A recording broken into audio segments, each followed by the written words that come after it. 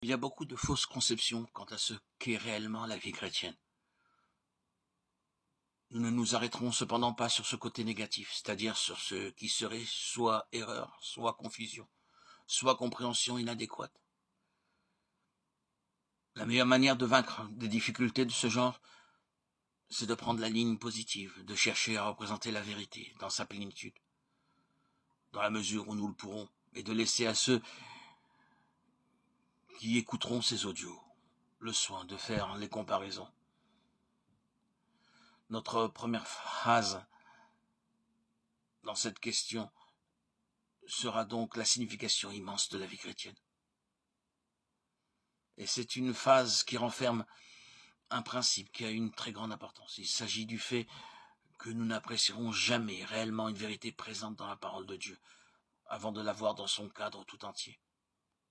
Si nous la considérons simplement comme une chose en soi, nous perdons beaucoup de ce qu'elle implique. Il nous faut aller à son arrière-plan et la voir dans son cadre tout entier pour sentir toute la force de sa signification.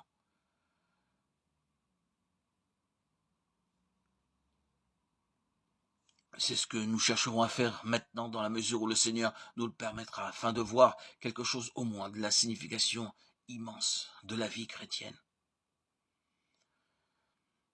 Nous serons probablement tous d'accord si nous disons que la vie chrétienne commence par Christ. Mais cela signifie beaucoup plus qu'il ne le semble au premier abord. Il est vrai de dire que le christianisme commence par Jésus, si nous mettons Jésus dans sa position réelle. C'est précisément sur ce point-là qu'un ajustement peut être nécessaire pour saisir l'immensité de cette question. Car ni la vie chrétienne, ni le christianisme n'ont commencé avec le Jésus historique.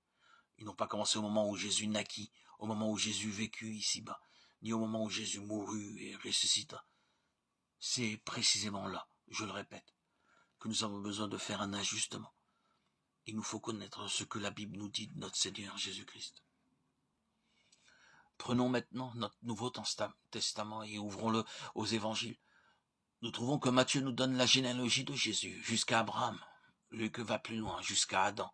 Marc commence son récit de la vie de Jésus au moment de son baptême, lorsqu'il avait 30 ans. Mais Jean remonte encore plus loin que tous. Au-delà des 30 ans, au-delà de Bethléem, d'Abraham et d'Adam, il ne s'arrête pas.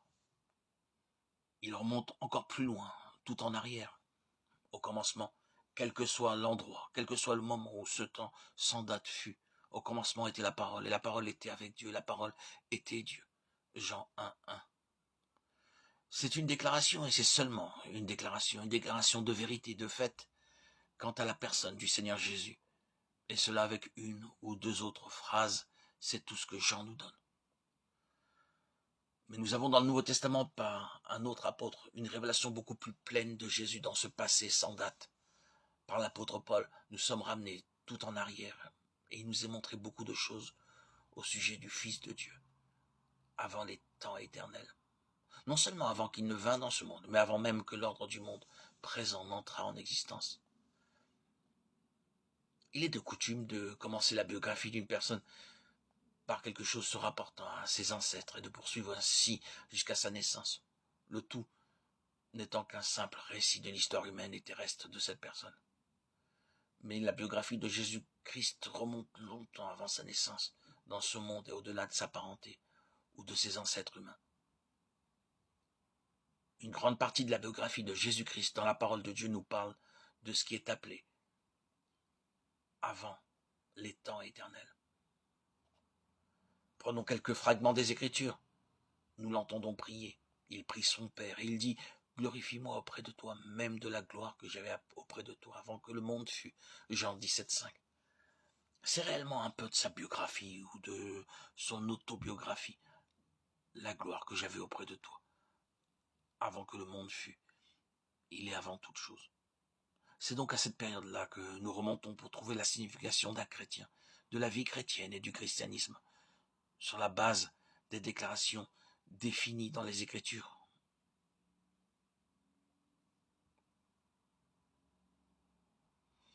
Il nous faut alors contempler le Seigneur Jésus là, dans son vrai cadre.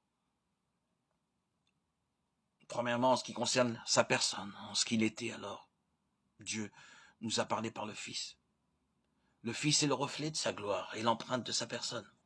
Hébreux 1, 2, 3. Cela n'appartient certainement pas au jour de son humiliation. Cela remonte tout en arrière.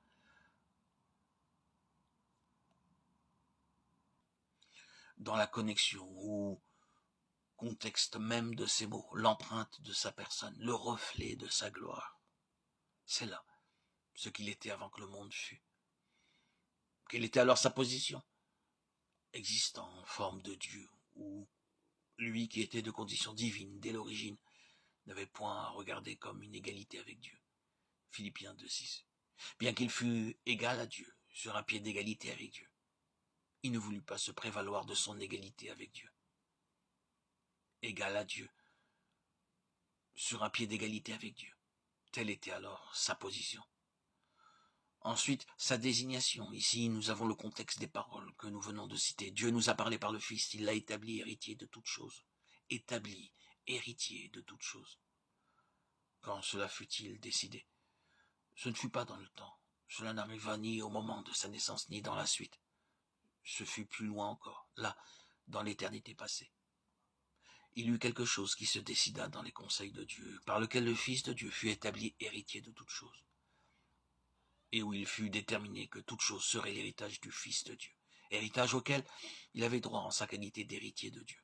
Bien évidemment, cela ne signifiait pas qu'il devait y entrer lorsque Dieu se retirerait, mais Dieu n'a lié toute chose à son Fils et a fait de lui l'héritier. Ce sont des choses que nous apprenons par les Écritures. Comment les hommes qui nous les ont déclarées sont-ils arrivés à les connaître? Ils nous le disent. Paul, qui est celui qui nous parle le plus, nous dit très clairement qu'elles lui ont été données par révélation. Dieu les lui a fait connaître. Tout cela donc en ce qui concerne les temps éternels. Or, c'est de cette relation avec Dieu, de cette communion avec Dieu, et de cette désignation établie par Dieu qu'est né le mouvement suivant. La création du monde présent. Non pas la création de l'état du monde présent, mais l'ordre cosmique actuel.